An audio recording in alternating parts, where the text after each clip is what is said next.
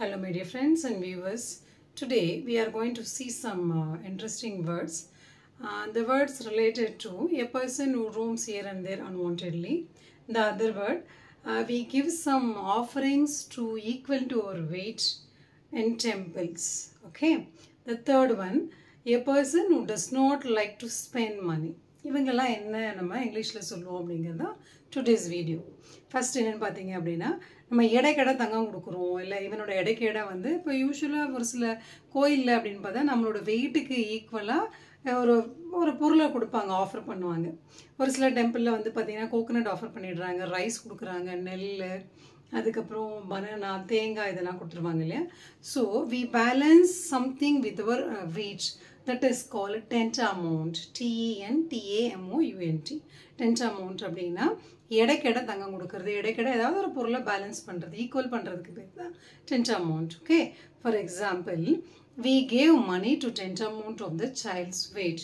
We gave money to the temple to the tantamount of the child's weight. குழந்தையோட வெயிட்டுக்கு ஈக்குவலாக நாங்கள் அதை காசு கொடுத்தோம், அந்த கோயிலுக்கு நாங்கள் காசு ஆஃபர் பண்ணோம் அப்படின்னு சொல்கிறது தான் we offer the money or we donate the money. Actually எக்ஸாக்டாக சொல்லணும் அப்படின்னா we donate the money to the tantamount of the child's weight. Okay.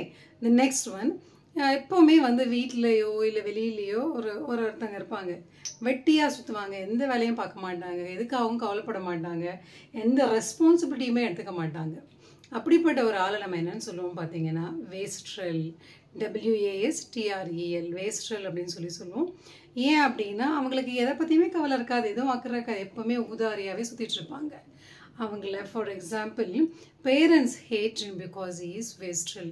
அவன் ஒரு ஊதாரியாக இருக்கிறதுனால அவங்க பெற்றவங்களுக்கே வந்து அவனை பிடிக்கவே இல்லை, எப்போவுமே அவனை வெறுக்க தான் செய்கிறாங்க அந்த பேரண்ட்ஸ் அப்படின்னு சொல்கிறது தான். Okay.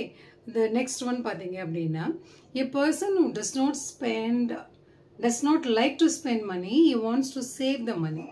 The person is called as cheapskate. என்னன்னு சொல்லுவோம்? cheapskate. A person does not like to stingy அப்படிங்கிற ரொம்ப கஞ்சித்தனமாக இருக்கிறது ஸ்ட்ரிஞ்சின்னு சொல்லுவோம். ஆனால் இவனுக்கு காசு செலவு பண்ணுறதே பிடிக்காது. அவன் காசு செலவு பண்ணுறது தேவையானது கூட அவன் செலவு பண்ண மாட்டான், ஆனால் இவனுக்கு எதுக்குமே காசு செலவு பண்ணுறது பிடிக்காது. இப்படிப்பட்ட ஆள் நம்ம எப்பவுமே என்னன்னு சொல்லுவோம்னு பார்த்தீங்கன்னா cheapskate அப்படின்னு சொல்லுவோம். For example, a person does not spend money is called as cheapskate. Example, he likes to increase bank balance because he is cheapskate. He always likes to increase his bank balance because he is cheapskate. Okay. So these are the three words we have seen today.